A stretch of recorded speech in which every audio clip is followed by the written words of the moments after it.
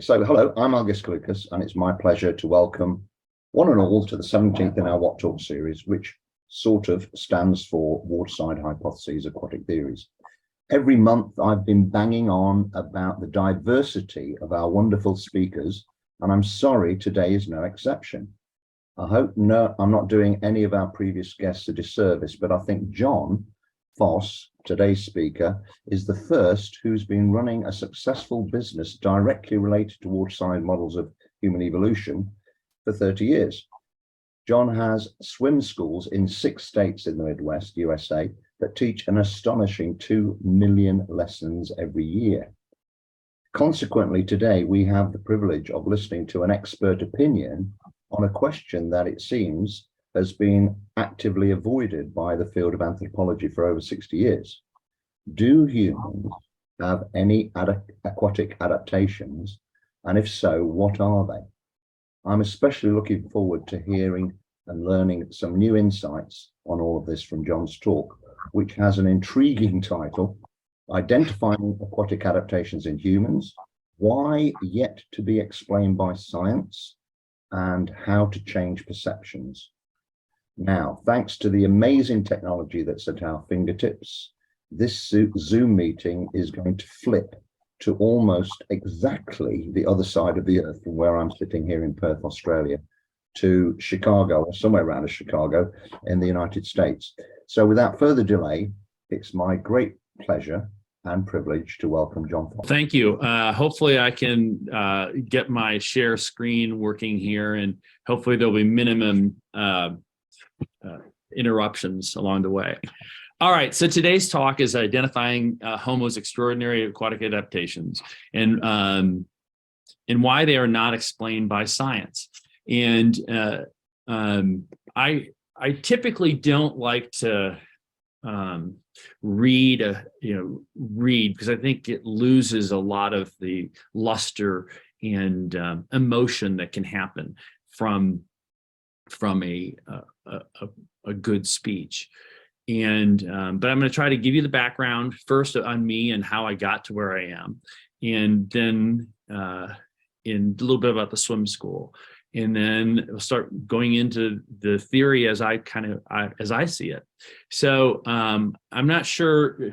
Do you also see a picture of me? Like just. Do you see like me with my hands and stuff like this right now? Yeah, we can see you in the gallery and all the people as well. But so feel free to gesticulate, and in the final recording there'll be an image of your screen in the top right-hand corner.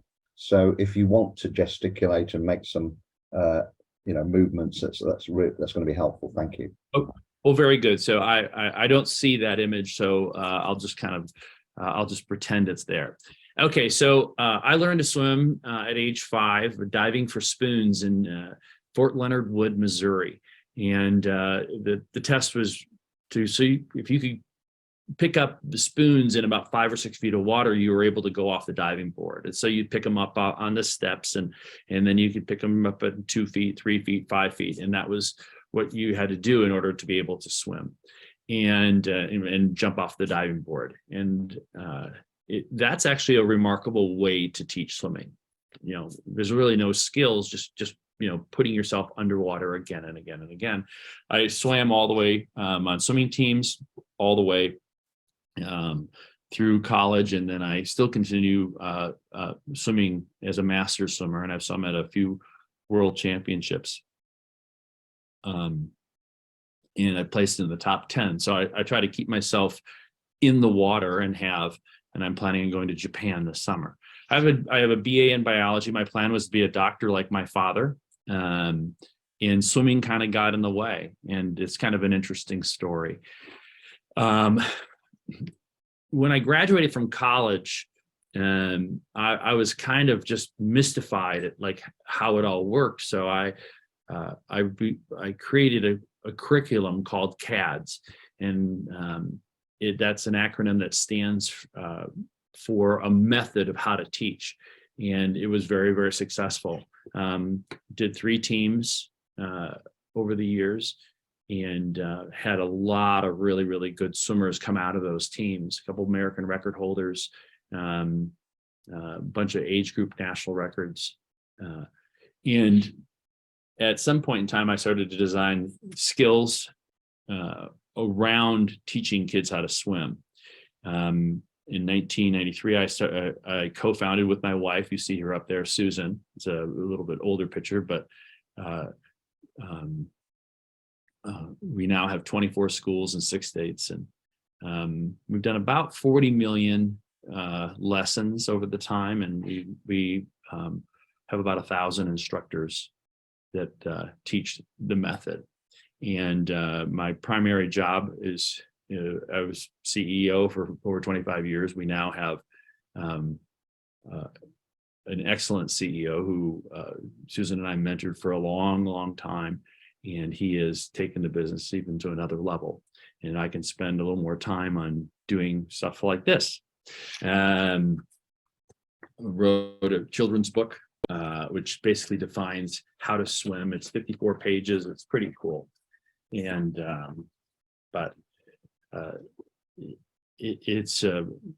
I think I've put about as much effort into swimming at a competitive level and a learn to swim level as anyone in the world. And I really, really enjoy it. Okay, so let's talk about the swim theory. And I really like to think of it as the science of swimming, is kind of how I see it. And I think it's maybe a fairly unique idea that I had in 1993, is that every kid could swim and swim really well. I just believed it. And so how did I get there? Well, as a young competitive swimmer, 8, 9, 10 years old, I'd go under the water, and I just loved being underwater. I was so comfortable. I had the least anxiety. I was the most relaxed. I just could push off, and just like float with my arms out to the side. And it's one of my most cherished memories, is just being underwater. As I swam at higher and higher levels, I got an opportunity to watch and swim against a couple of world record holders in the freestyle, and I watched a bunch in other events. And I noticed that they had very, very different technique than I did. And my coaches, I'm very, very happy of all the people who put so much time and effort into me. But these swimmers were clearly swimming with a different technique. And so after I graduated from college, I took a job in Minneapolis, and I just started helping out for $7 an hour with a little swim team. And I just really wanted to know what I didn't know. And I just started experimenting and figuring out, how the hands work and how the feet work and how to, you turn your shoulders and just really figure out how to teach swimming. And so that's where CADS came from. It was basically 56 skills that defined every single part of the stroke: the catch of the freestyle, the middle part, the shoulder turn, the throw, all the things. The kick was not just down; it was a down up, down up. It was like kind of a circular kick, and it was very efficient. And my kids just started swimming in incredibly fast, and all of a sudden I had swim lessons after every single practice, maybe 48 a month. And then I had technique clinics twice a year. And, it became fairly profitable. And then I started teaching swimming lessons. And we started with 12 students. And I just believed that every kid could swim.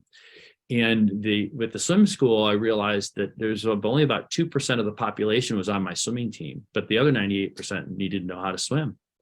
So I began this complete and total obsession. If I wasn't obsessed enough with the competitive side, I became unbelievably obsessed with how to teach swimming, how to get, there's like 10 steps to putting your face in the water, and 10 steps to float on your stomach, and 10 steps to float on your back, and then how to self-rescue, and all of these different things along the way.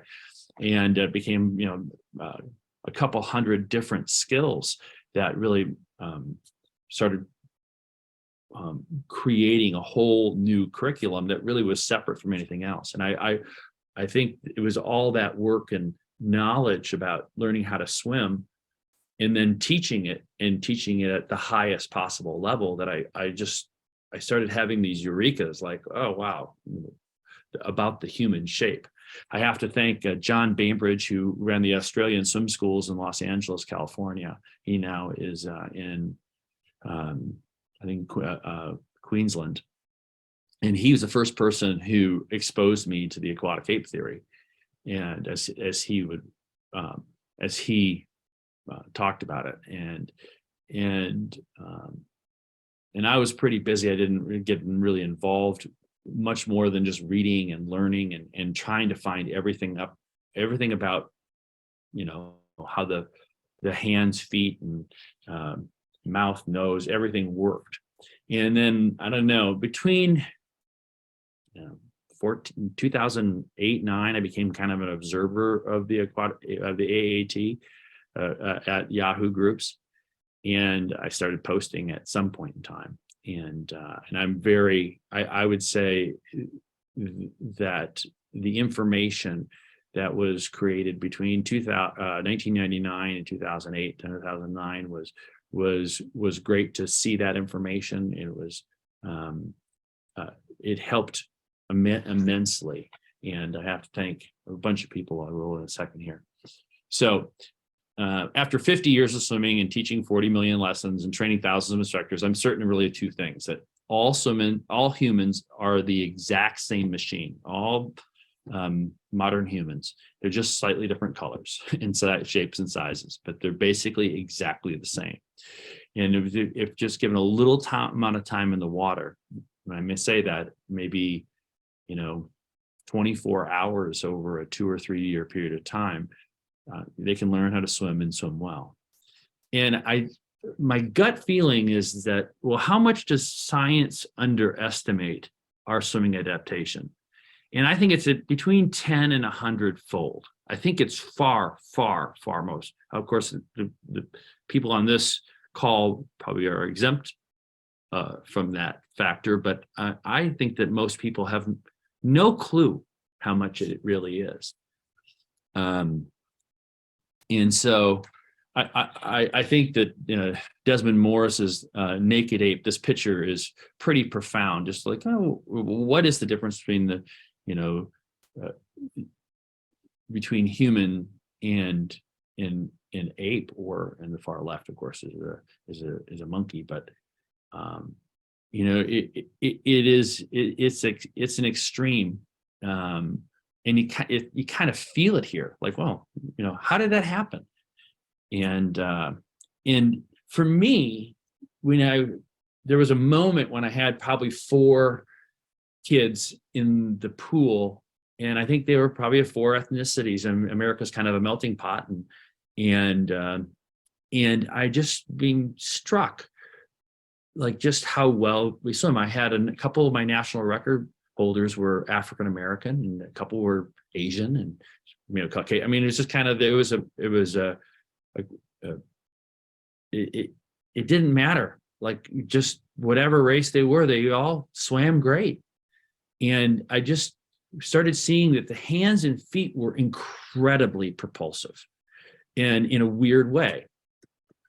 And so I really started, looking at this. So, creating a list in my head of, well, what made it so different? Well, if you just look at the human foot versus the chimpanzee foot, they're very, very different. I think, when you look at them, in real life on the left, and then you look at them on the right-hand side, and you see the curved metatarsals, and you start seeing that they're really built for 2 different things. Well, I think it's always been felt that, well, it's for running, But, the human foot is extremely sensitive, and it's very, very good with remarkably little time by comparison to how much time you walk.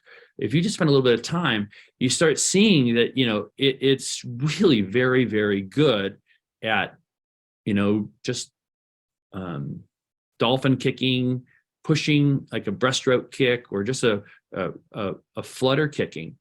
And, propulsive feet are really remarkable. I mean, if you think how sensitive our feet are and how we can push to the left and the right and, in different ways, it's pretty cool. So I think these are some examples of that. Kind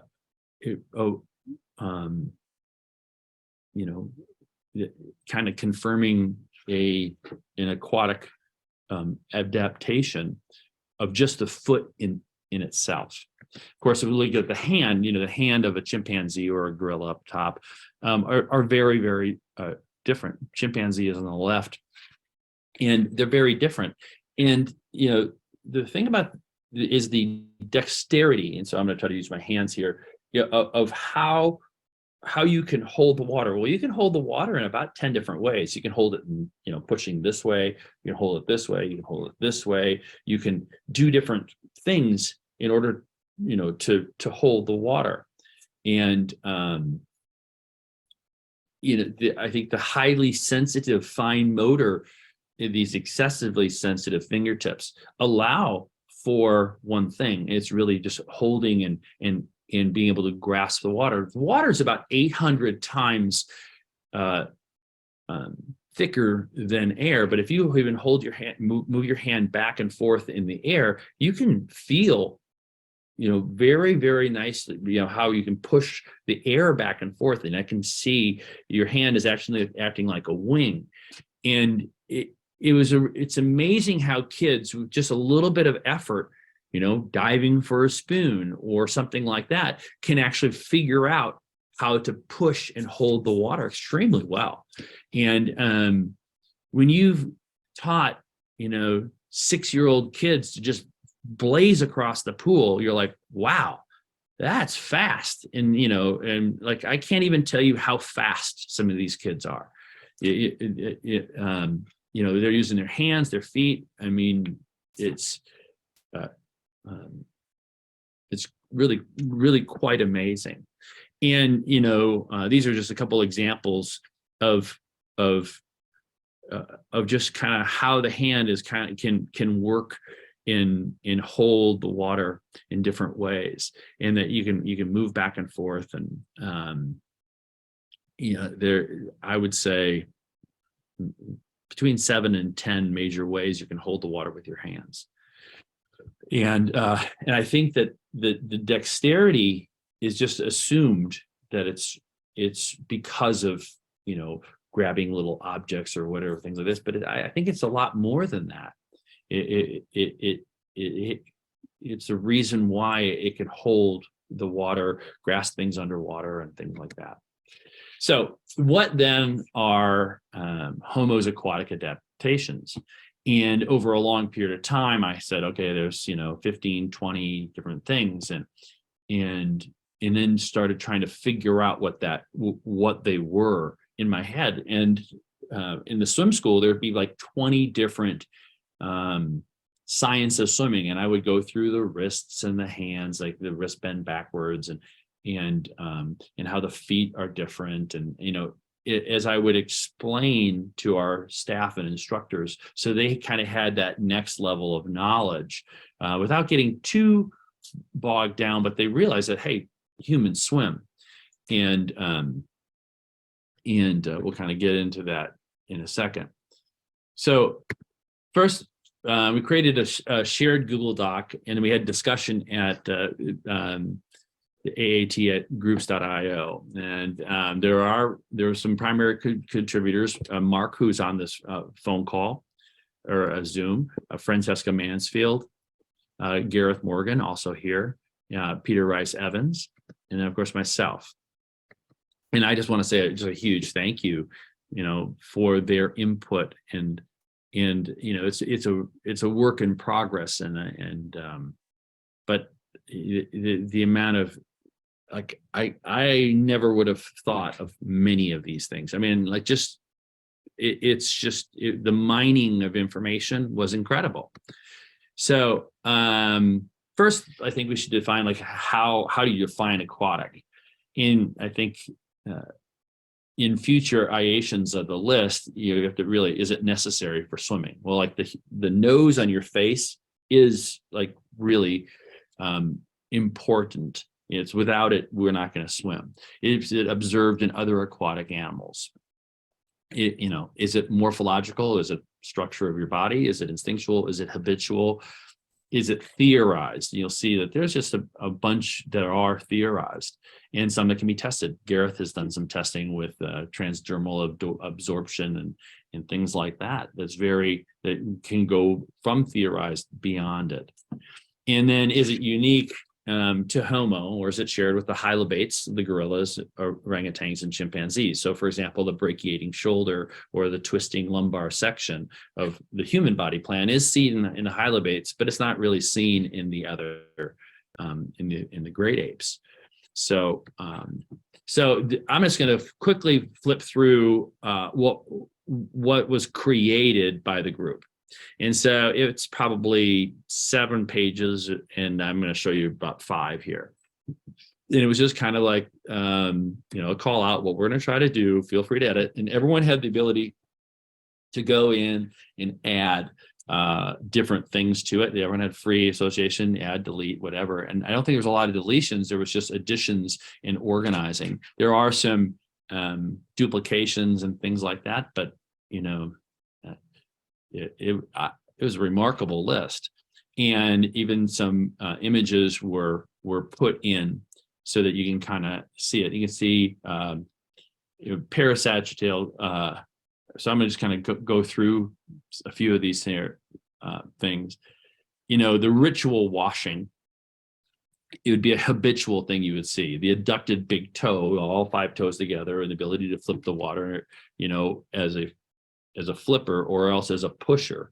Those are pretty remarkable. All these eccrine glands that we have, and then sebaceous glands all over our body, and the backward slope to our face and the external nose.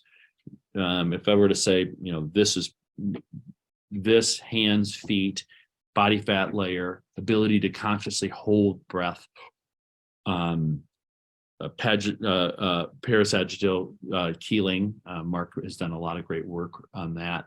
Heavy brow ridge, if you're under the water down, just having that and being able to weight yourself forward.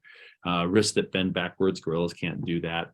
The flatness, as you see the little image on the right hand of the toes, as opposed to a curving arched bone, which is really more for suspension, as opposed to this flipping, and highly sensitive feet and hands. And then this long twisting lumbar section. There's a picture somewhere. I don't know why it's not showing up here. Double arch teeth, and as it goes farther down the list, it becomes maybe a little bit more abstract, a little more theorized. And the descended larynx, why and how it occurred. I think with the discussion that happened in the last couple of weeks on the AAT, and constant breath control, holding your breath, actually puffing your cheeks. I think even the lips that seal out the water. Why do we have these lips? If you're going down to the bottom, do the lips protect your teeth, or do they seal out the water? I don't really know. Loss of under fur, large brain, legs that are bowed slightly inward. And I see this, the kids just kind of naturally kick with this nice bow to their knees. They kind of toed slightly in. And then there gets to be all these things that suggest, like, salty tears and ability to drink brackish water, that be able to, that Homo was around brackish estuaries for a long period of time. I think that Peter Rice Evans' exostosis, surfer's ear, as seen in 50% of Neanderthals, kind of explain why there's just so many shell midden sites, and there's just farming of the water, going back to 165,000 years ago, if not a lot farther, on shell, engravings on shells or whatever you might want to call it. Anyways, so I don't want to belabor all of these, but they kind of keep going, and you'll see that eventually they get more to theorized. Eventually, this has to change into something that is a little bit more usable for and changeable, so that we kind of know, well, who theorized it first? What are some papers? What are some sources? What are some pictures for each individual thing? So you start creating a kind of a database of aquatic adaptations. But there's just so many, when you can talk about waterborne parasites, or the need for, iodine and salt, and I'm sure that a number of things that have been discussed here on the What Talks are part of this list. And so what it kind of has to do is go to a spreadsheet format where we can kind of develop it into something that can link to papers, helpful graphic, and you can start comparing and contrasting, and there can be note fields that describe, well, what are people's thoughts on these, and what are possible other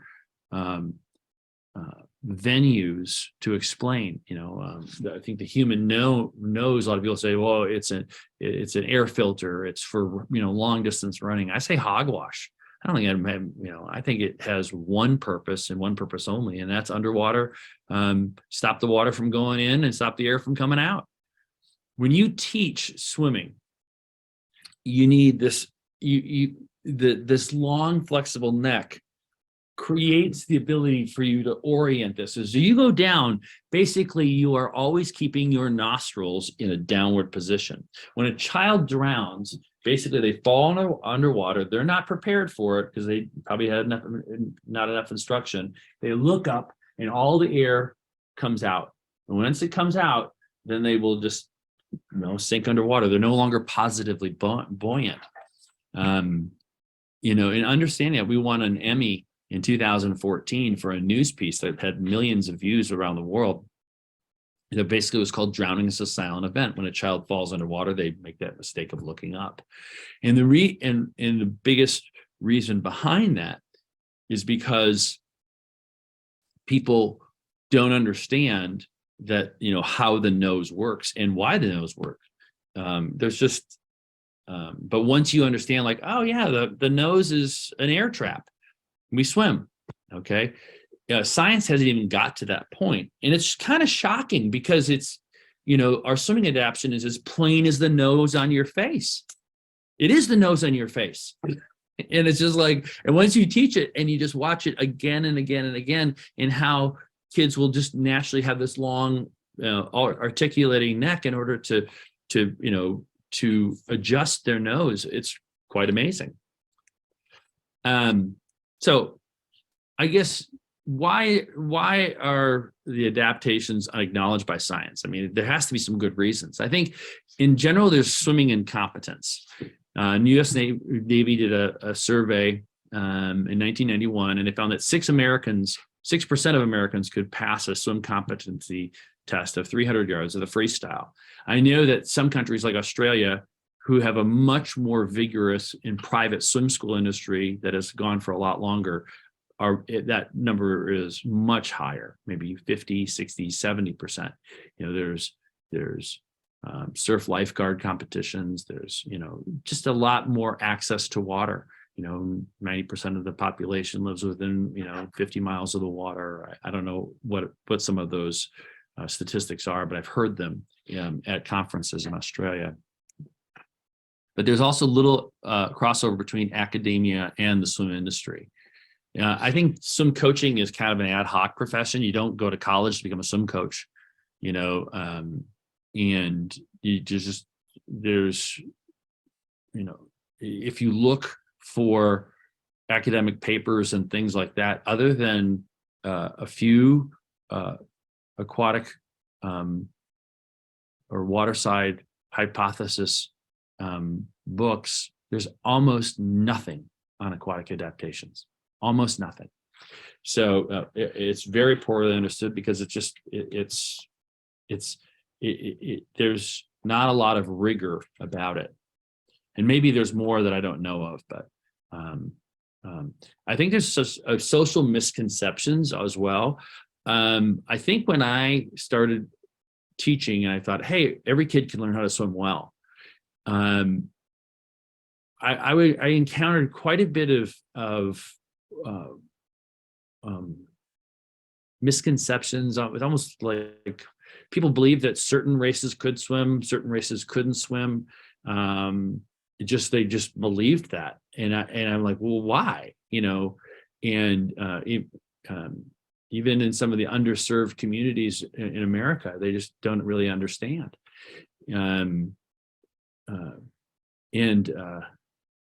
I think that's a big reason. And I think swimming is, for some people, perceived as an unnatural trick. As a person, it's not really, humans aren't designed for it, but they just, you can teach yourself how to do this thing. But after you've taught 50,000 lessons and, just spent your entire life training instructors and writing manuals and doing this and that and experimenting with yourself, it's like, boy, it's such a natural thing. I think that there's rich evidence of archaic swimming, and it's been obscured. Basically shell midden sites. There's evidence as far as mass farming of fish and then cooking of fish from 800,000 years ago in Israel, and things like that just really are kind of lost. And I think that when the aquatic theory has been presented by the press, it's been very adversarial. It's not complimentary. It's like, hey, we were running and swimming, and hey, we ran through rivers, and if you didn't swim, you got taken out over a long period of time. And I have very specific theories, I think we all do, about how, where, and when it occurred. I'm not going to touch on those today. But I do think that it doesn't have to be, adversarial. I would say it's an equal 50-50 mix. And I think that the out of Africa theory of from 4 to 6 million years really, I have a great distaste for it. It really makes me pretty angry because, it doesn't make a lot of sense. It's way too quick. It's way too extreme in, the whole idea, running around in the savannah, or the savannah theory, just doesn't make any sense. And especially when you observe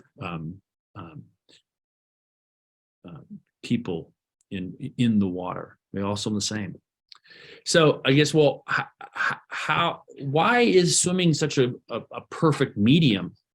And how can you explain it? Well, I think that,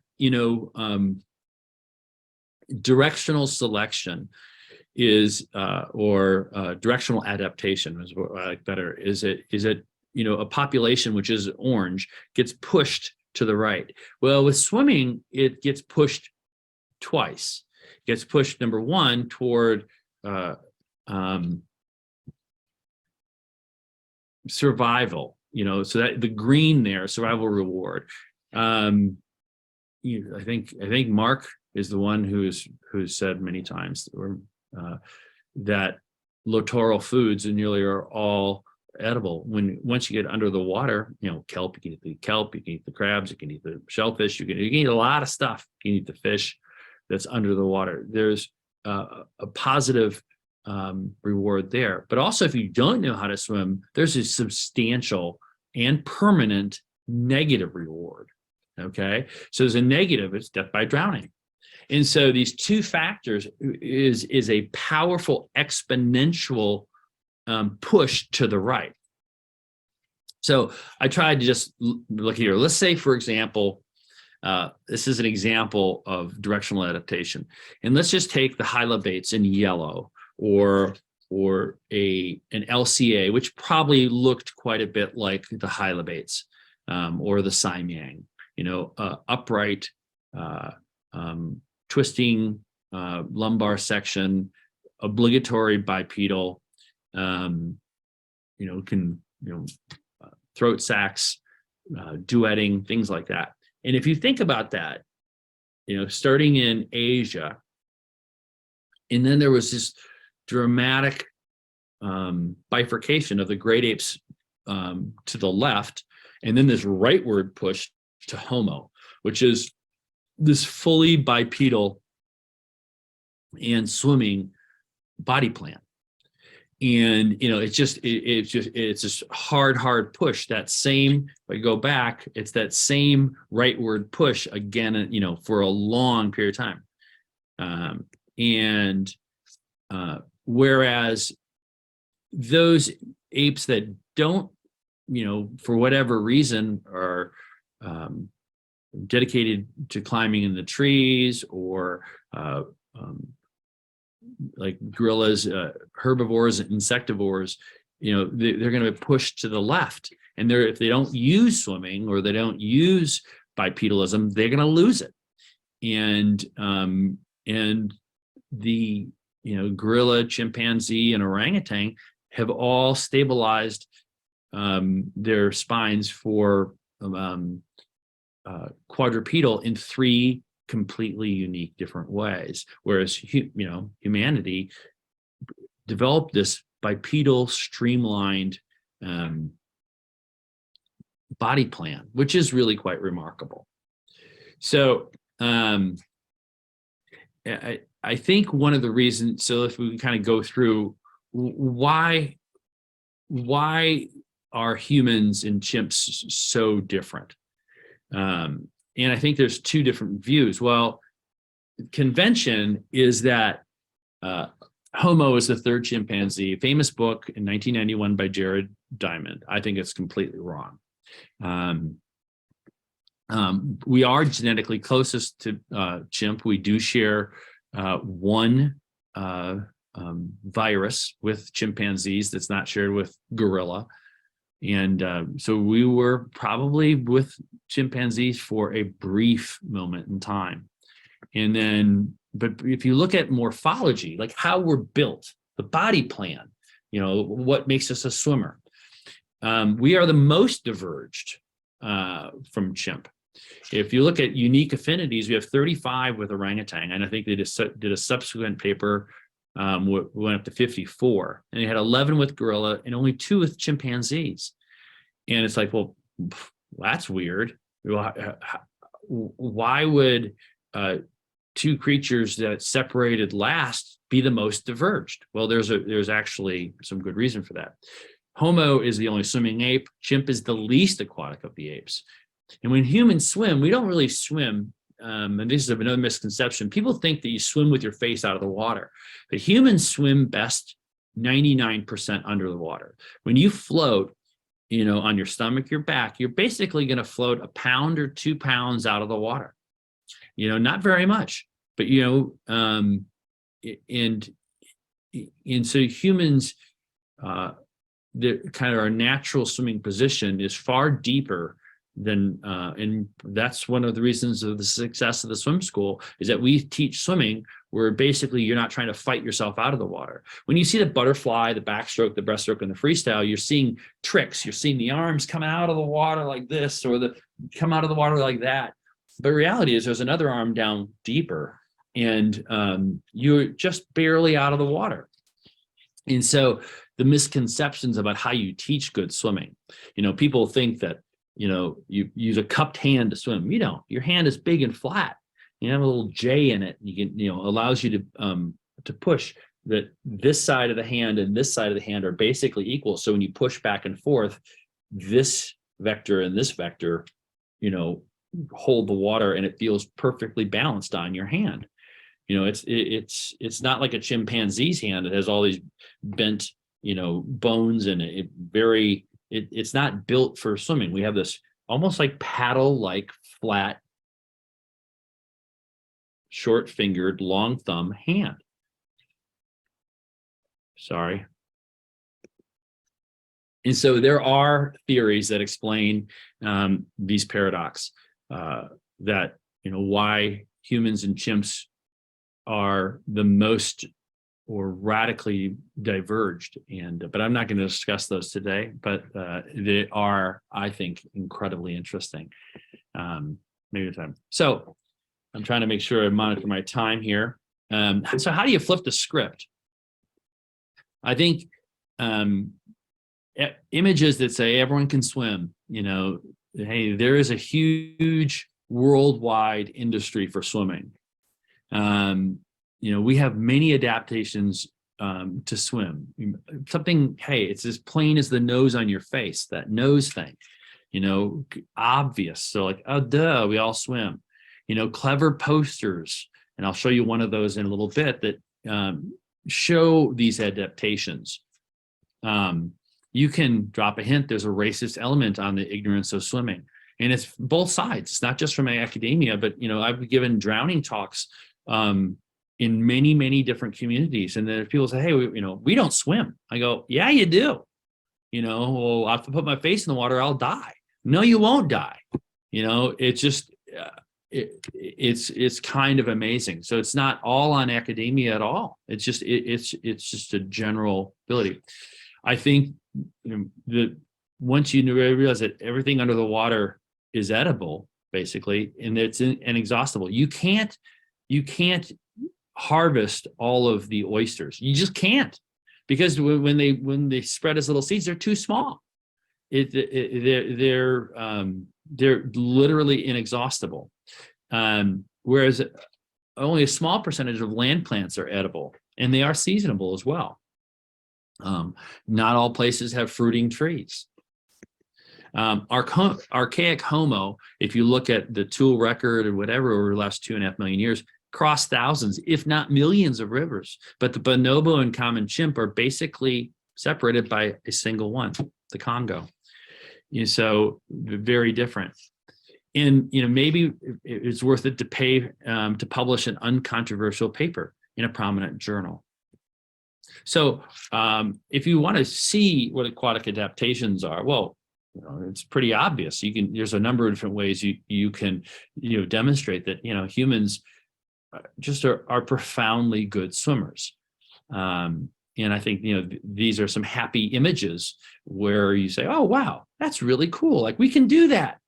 And I think even for people who are esteemed aquatic theorists, they don't really grasp just how far. One of my talks preparing for this with Algus, he was just commenting just about how far people swim 25, 26 miles, and they do it every year. It's like, yeah, it's remarkable. Competitive swimmers are swimming 10, 20,000 yards every day. I mean, it's quite remarkable.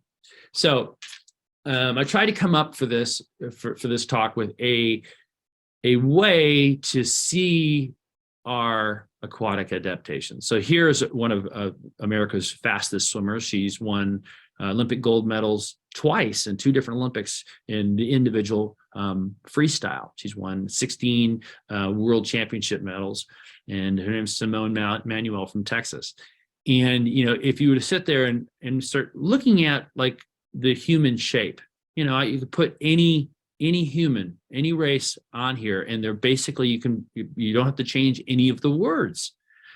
and you start saying, okay, what is it? Well, what are those? Well, the reality is if I were to do this again, I would probably start numbering one, the human diving reflex, number one, and then unique human nose, two, or the unique external human nose, number two, three, and then additional adaptations, you can go down to 40 there. And so that a person realizes that, hey, we're designed to swim. And you see something like this and you go like, oh, wow, I guess we are. And then you make say, I'm sure we're running around, but if we were in a niche that needed to select, for crossing rivers or grabbing salmon or getting shellfish or something, that happened a long time. That happened before, archaic Homo emerges. And in my opinion, and I'm not trying to be provocative here, I believe that all archaic Homo from 2.4 million years ago all the way to 50,000 years ago, one species that was unique and that could cross rivers, and that means we're all just slightly more modern versions of that incredible species. And so, like, well, what would a paper look like? Well, if the abstract said, hey, humans swim because we have a profound swimming adaptations, we feel the water with our hands and our feet.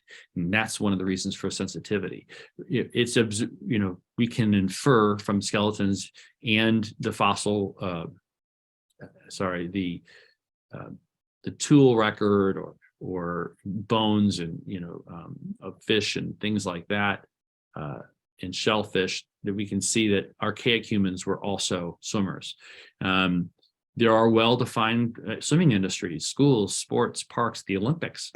For me personally, 40 million lessons, 35 years. All humans swim equally.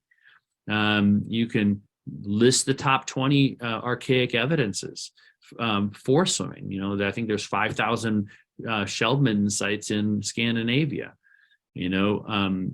List 20 modern examples of worldwide swimming. Like, hey, the different types of swimming. Deep diving. The peoples who are basically aquatic peoples in Micronesia. Present a list, maybe 100 possible aquatic adaptations, and allow people to evaluate and relate this observation to great discoveries. I think of Röntgen. Röntgen was working with a cathode ray, and when he turned off the light in his room, a rock was glowing purple. He goes, that's weird. Why is it glowing purple? And instead of sitting there going like, hey, my rock glows purple, he actually tried to work backwards and figure out why it did it. He had an observation, and he was saying, guess what?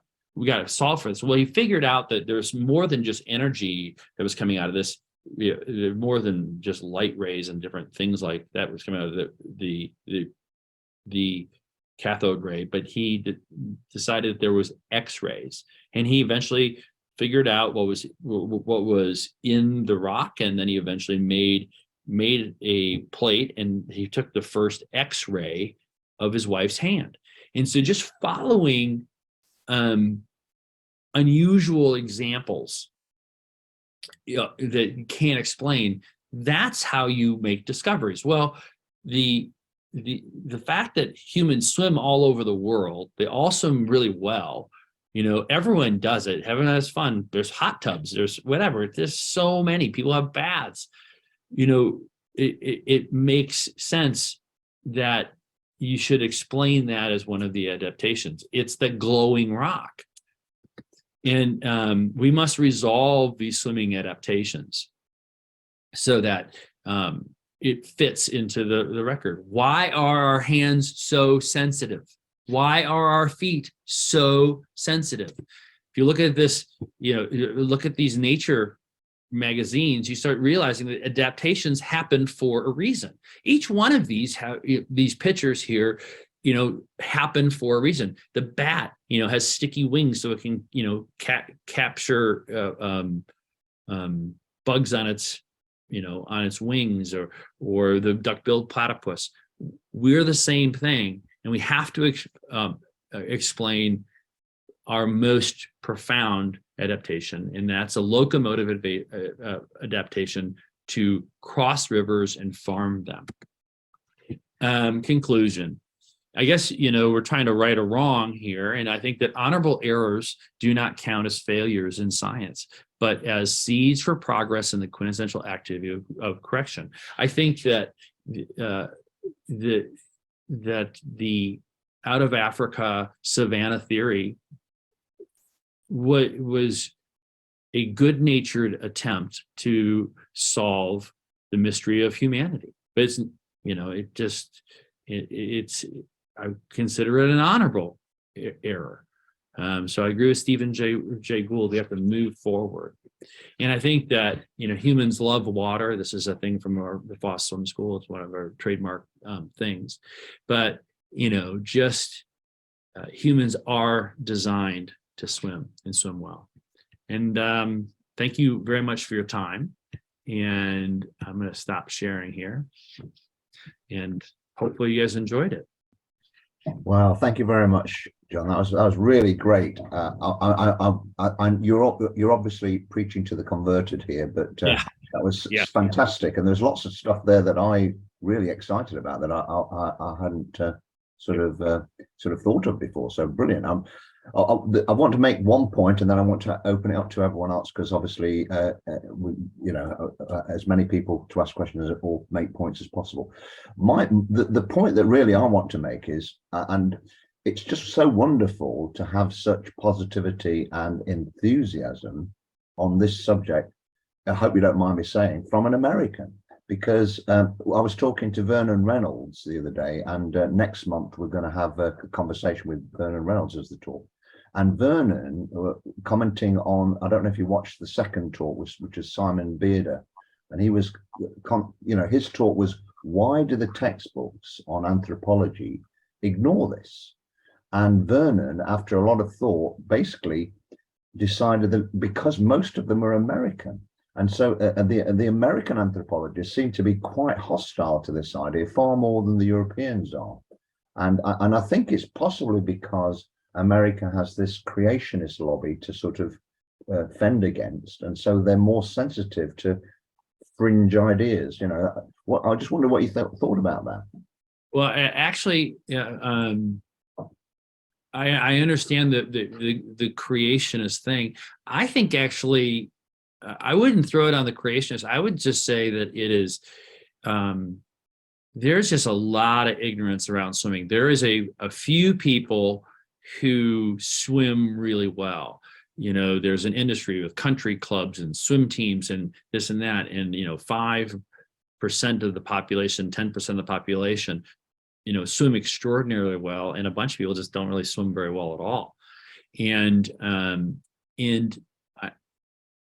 it may be the adaptation that creationists don't like, that we're designed that way. I think that when I've talked about this with other people, I'm a pretty convincing person, but I think that a lot of those people, academics, they're locked in to the out of Africa theory, and they just can't change from it. And so I think from both sides, the creationist side and then also this other side, they're running around in the savannah, are just they're like, they both miss the point. And I also think that it's amazing they don't build swimming pools in African American communities, and they just don't. They don't teach them. They don't sit there, and it's like really the pools they build are 2 feet deep. It's like what it's just kind of, there's a lot of weird things about America. So I'm agreeing with you. Well, I mean, there's a quote, I had to write it down. I loved what you said. You said, "We don't swim." Yeah, you do. I thought that was great. Now, Malgorzata, you got your hand up. You can go next, and then if anyone else wants to go, just put your hand up or just put, wave or something, and then we'll pass to you. So, Malgorzata, please next. Yes, I'd like to thank you very much. It was an amazing talk. I really love it. And I feel embarrassed that I haven't heard about your work earlier. So I would really appreciate any recommendations for reading. I have to revive my discussion login because I lost it and I cannot get in anywhere. And I would like to say that I myself, I'm a late swimmer. I learned to swim late. I'm a poor swimmer. I actually fell in love with water when I went to Florida, and I fell in love so much. Then in Spain, I almost drowned because I ceased to be so scared and so careful. So I really wish I had a teacher like you. And I think I share the belief, and I very much appreciate what you told about the nose, because the nose is such an obvious thing. And it also reminds me about, I have my favorite singing teacher. She says that everybody can sing, which is only our misconceptions about singing are also profound. And it's mostly about the breath, and I swear she can anybody teach singing. Singing is really easy, and it is basically about the breath control. So I would really like to appreciate it, and I think that I truly believe in the point you made that practitioners could be the really way to get the message across, because we heard the talk of Andrea and from Erika and now yours, and it's so obvious that people who have to do with swimming find it so obvious, and I think this voice could be so helpful to the message. So thanks a lot. It was thank you. Well, I mean, I have a few thoughts on that. Is that I've been very careful to protect my reputation. My name's on a lot of buildings, and I have 1,000 people putting with my name on their shirt. Like as Mark knows, I've posted, and Gareth knows, I've posted anonymously on the aquatic theory. Because it is too much for a lot of people, our customers, like, oh wow, it's too much for them. And I think that over time, as you develop a more cogent theory and you understand it, sometimes it takes a long time. I'm 35 years into it, and I think I'm just learning, how to explain it in a good way. This exercise, Algis, was highly illustrative for me. I mean, putting it together in a cogent way. I wrote a book which has 100 different things, the steps about swimming, and so I wish I could point out more information for you. Mark, have you gone off mute? Would you like to have make a comment or ask a question? Well, I can only agree with everything I just said. No, I was thinking we are not very aquatic anymore. We have changed since we were aquatic animals. We are, for instance, our nose. Homo erectus had a projecting mouth, and the philtrum. It was certainly necessary we could close our nose like this. So we have changed. We are, in a sense, the anti-aquatic or enemies are right in a small way. we are not very aquatic anymore. How many times do we pass in the water? But there is no doubt, not the slightest doubt, that we were aquatic, of course, very aquatic. It's difficult to know, was it 100% perhaps? I think there might have been a time that we could even sleep in the water. I don't see why not. But a lot of people think then Vragen is saying something that is not quite correct. But in a sense, we are not very, the first time I was afraid of the water, of swimming. I've taken special lessons when I was I think 7 years or so. I was afraid of going into the water, but once you do it, it's very easy indeed. Once you swim underwater, you can almost automatically do it. But I've always been, before that time, very, very afraid of going into the water, of drowning. No, it was. I completely agree with everything you said. Thank you very much.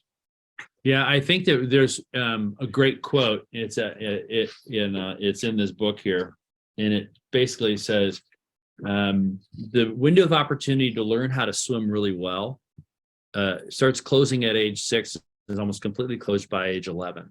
You know, the sweet spot to get your kids in swimming lessons is 3, 4, 5 years old. It's a lot younger than people realize, and kids pick up on it so well. And the number one thing is just get them under the water, and just under the water. And a lot of people just didn't have that opportunity. Just didn't have that opportunity. In the United States, in the United States, it's amazing. They put the swimming pools in the middle schools or high schools so that kids don't have access to the water until they're 13. Like, too late, you know. So thank you. Andrea, do you want to go next, Andrea? Yeah, I really enjoyed it, John. It was fabulous, a great talk. Yes, and as you say, when you work with people, helping them learn to swim and get the most out of the water, you really do understand. You have you build an embodied knowledge of how it works, and it's non-oral. You know, it's formed from a part of your body that is not attached to words. So this is why I think it's so hard to actually explain it to people who have no connection, or unfortunately have just not had enough connection with water and being underneath it. I think that the body starts to build an unspoken understanding, and that's where science is not good with catching up with things like that. And if there's a way of us all writing a paper and submitting it to Nature and saying, look, there is clear evidence that learning to swim is about embodiment. It's not a mental process, it's an emotional process, and it's not driven by the intellect. It's driven as a physical learning process. And there's so much evidence for that now. People should really I love that thought. I mean, you know, in my practical, like I took our marketing director into the water, so to go through different skills that, you know, just going through the whole program. We spent 2.5 hours in the water. It's the first half. We'll do it again in the next couple of weeks, the second half of our curriculum. And you know, and he was a swimmer and, you know, a lifeguard and things like this, and he just couldn't believe how much he didn't know. You know, like just getting in the water, and I could hold his hand and I could push his hand like this and that, or go into the water, show him how his nose worked, and how if you push his lungs down, he would just float up. You didn't have to do anything. And, you know, that experiential, you know, if you were to say, well, how do you convince academia? Well, we're going to get in the water and you're going to do these 10 things. you know what? I'll show you. You guys, you're all wrong because you just, and it's not your fault. It's just, it's what you were, the cards you were dealt with. Mark, I think it's amazing that you could, have a fear for the water, yet somehow discern that we were aquatic in our past and that we had to be. I think it's quite amazing. And by the way, Mark, I'd say that 25% of kids can actually kind of like do that. It's not completely lost. Some kids need a nose plug so they don't lose all the air on their dolphin kick on their back. But some kids, they just seal it all up. So it's not, I think we're less aquatic, but yes. Francesca. I do wonder about whether our chin, that's why we've got a chin.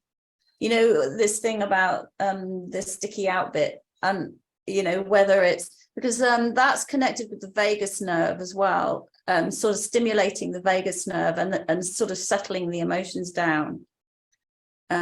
Best put your chin forward, it's so Well, close yeah, so one of the skills, is it's called a chin stand.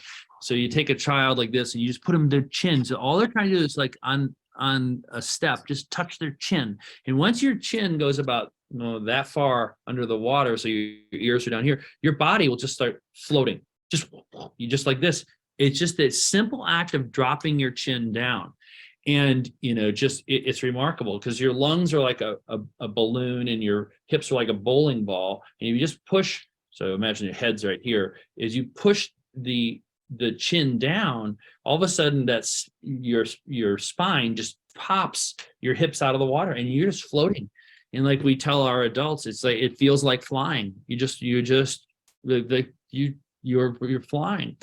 If you look at your hand is perfect to hold the water. It's like a wing.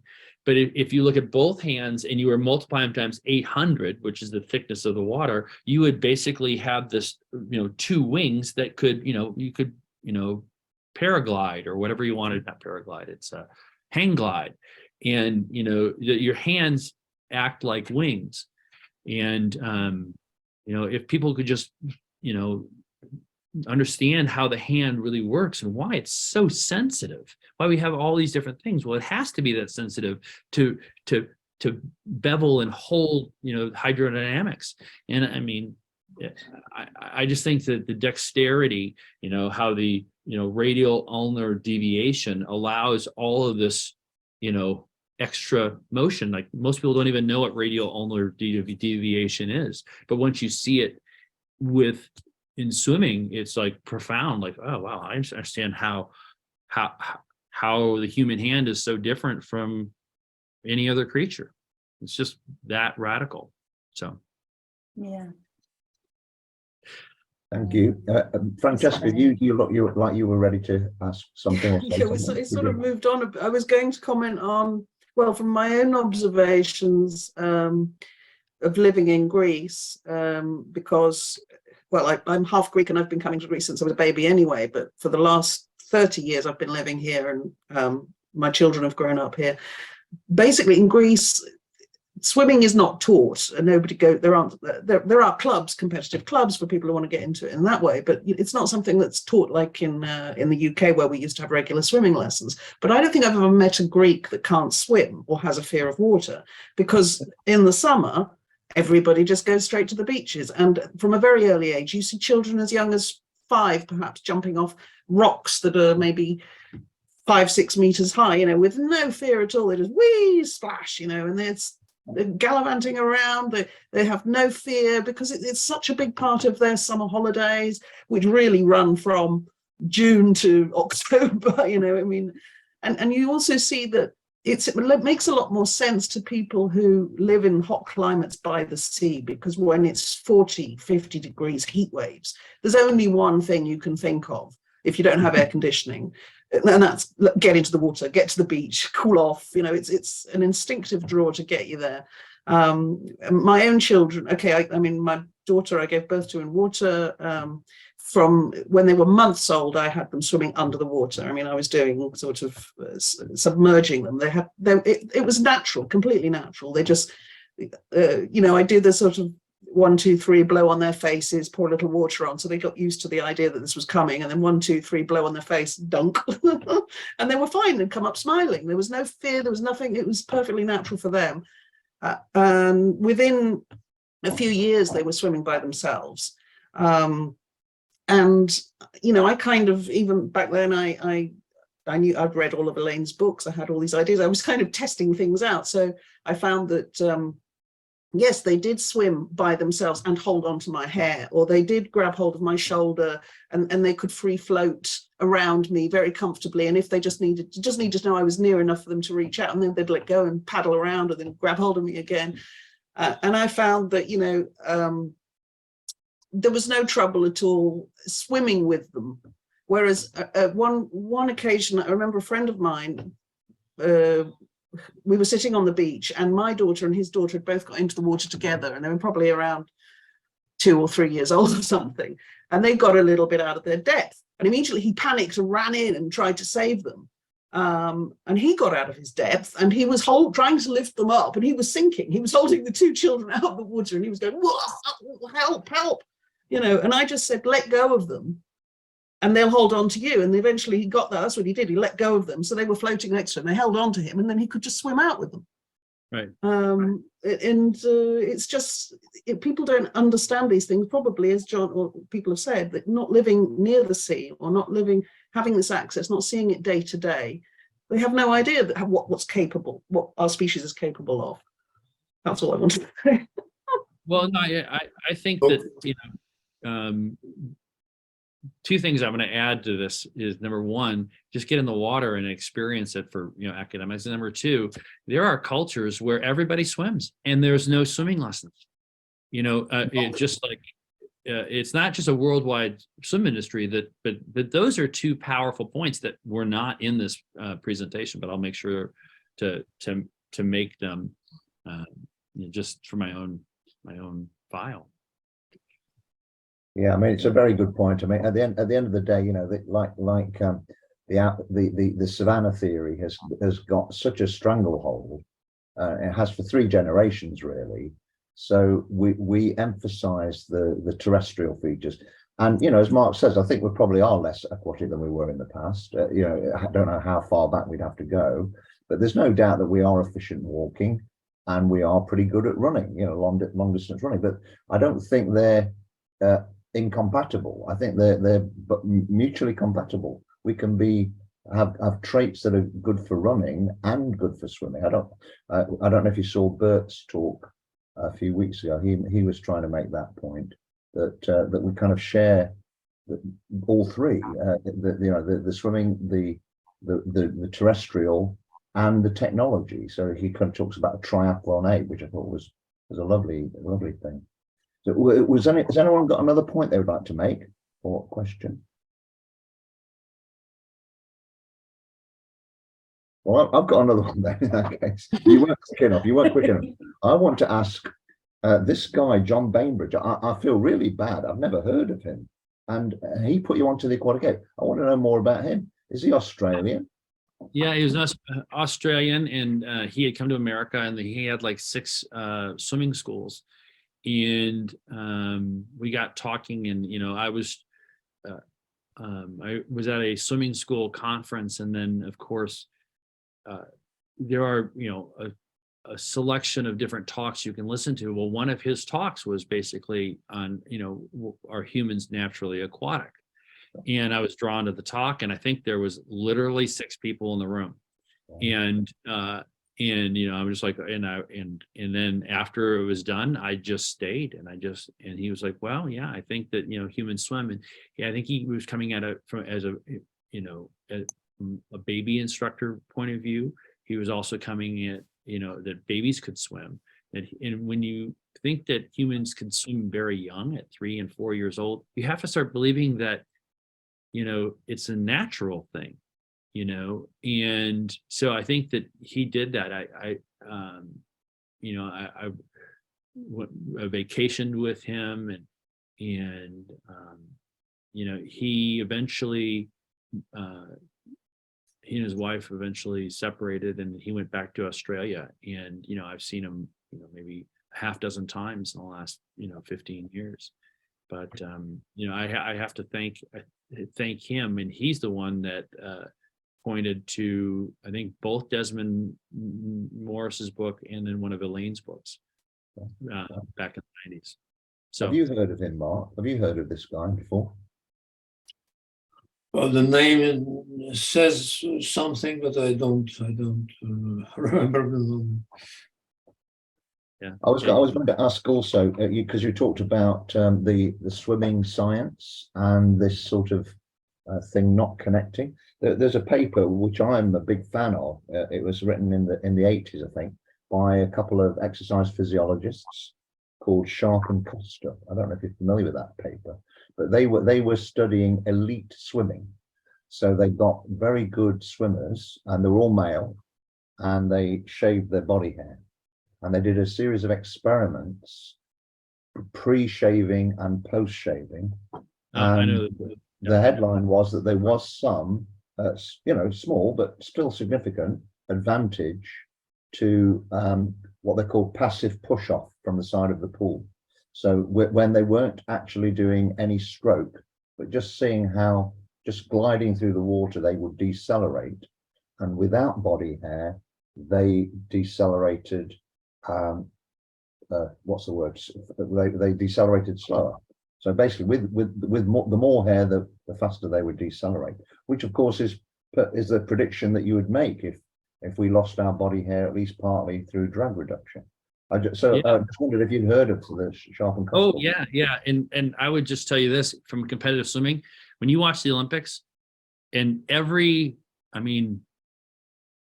child who swam for me at a state championship level was shaved head to toe. I mean, basically not your eyebrows in here, but you'd shave every, your neck, your shoulders, your back, everything was completely shaved. In the Olympics, everyone is completely shaved with the tightest possible suit. There is no exception.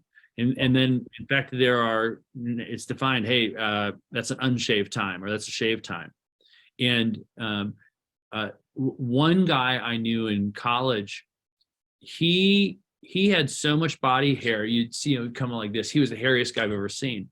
And I remember he went to our college swim coach. He goes, "Hey, coach," he had kind of a funny talk like this. He goes, "I think I can make the championship final in the 200 IM." And the coach looked at him and go like, "Your fastest time is a 2:24.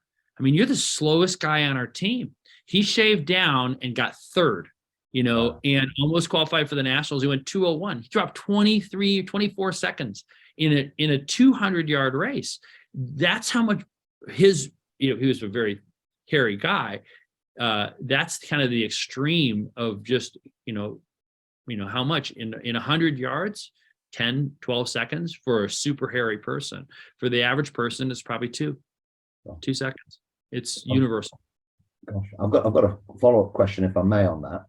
Yeah. I've read some papers on this, and the consensus opinion is that the shaving is the benefit comes from taking the layer of dead skin off to improve sensitivity. Do you agree with that, or do you think it's more to do with the drag reduction? No, I think people have figured that out. It's almost all drag reduction, almost all. There's very little. There is. It feels really, when you shave down,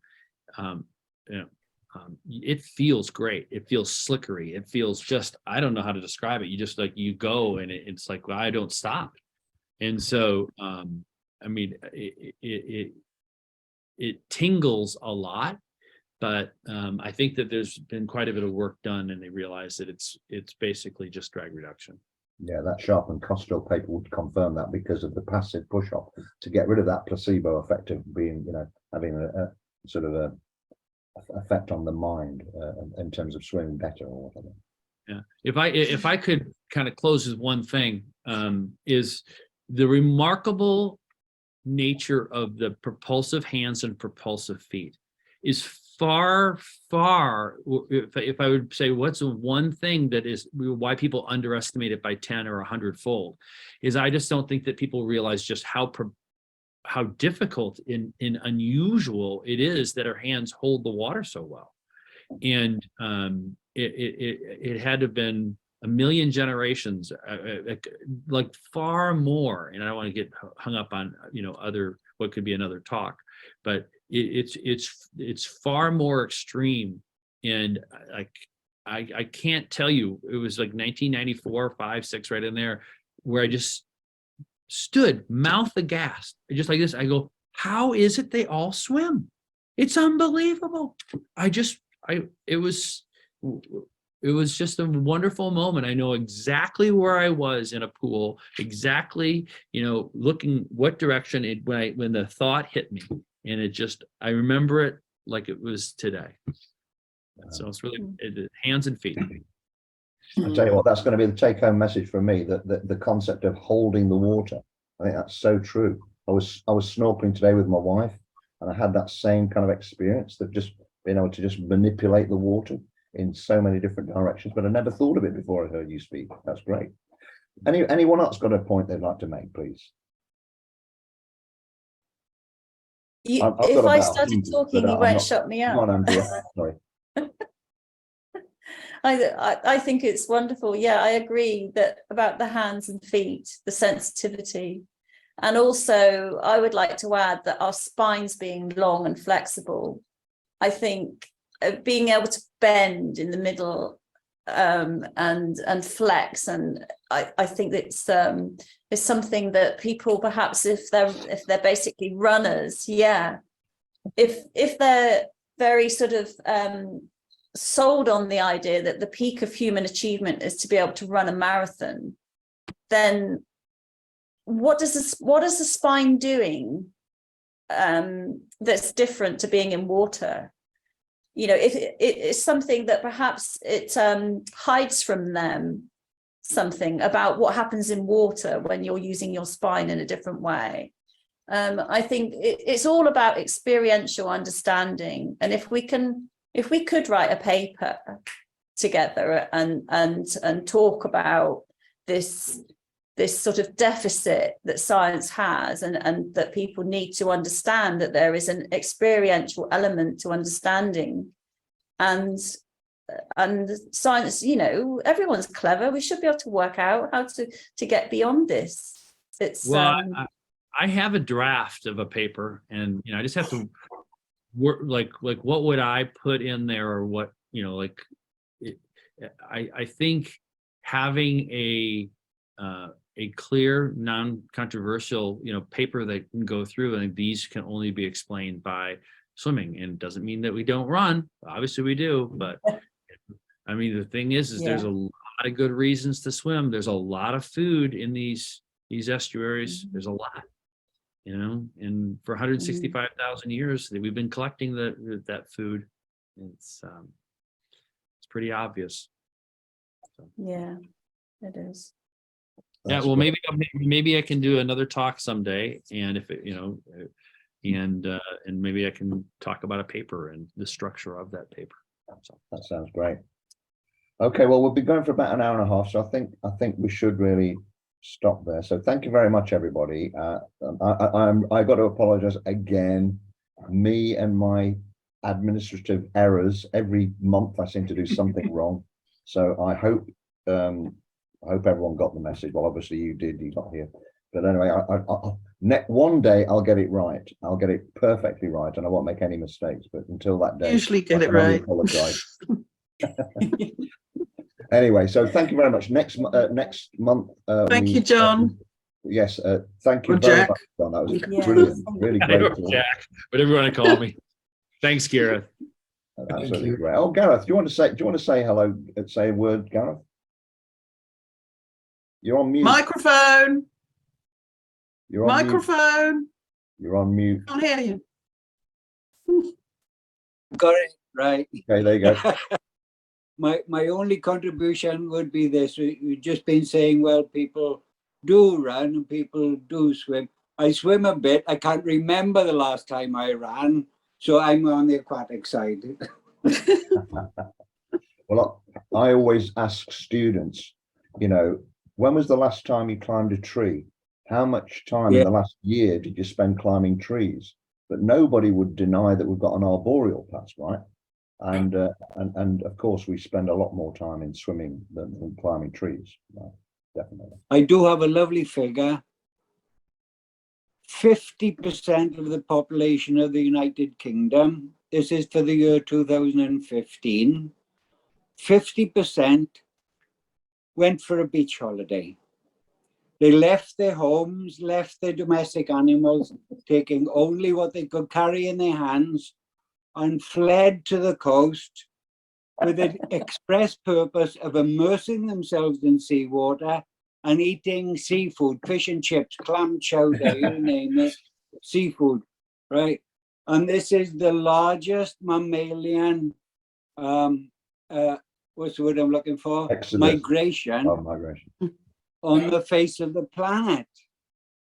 Because this whole migration uses 11% of the entire global gross domestic product is fleeing to the coast when the weather gets too hot and just going for a swim and eating that lovely fish and stuff. That's me. Absolutely. And how many other species are known to bring water into their very homes and houses and immerse themselves in it, or build swimming pools, or have showers daily, or, you know, we have water is around us all the time, and it's just You're not absolutely right. recognized. Yeah. I love your story about your baby swimming in the sea in Greece. That was fabulous. Thanks. That was lovely. Yeah.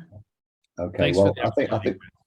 Yeah. Okay. Well, thanks very much again, John. It was a brilliant talk, and we'll definitely get you on again. I don't know when, but we definitely will do that. So, thank you very much. That's great, everyone, and thanks for coming. And next month we're going to have a sort of a weird one, conversation with Bernard Reynolds, who was, of course, the editor of Road et al. And the Valkenburg Conference. So I had a lovely conversation with him, and I'm going to put some highlights of that conversation. And we're going to sort of have a chat about that if anyone wants to next month, just to, because that's a very important book, of course. And I know Mark was there, and maybe one or two others. Anyway, so thank you very much again, everyone, and thanks especially to John. Thank you, and I'll hopefully see you all next time. Thank you very much. Cheers, John. Bye-bye. Thank you. Bye. Bye. Thank you. Bye.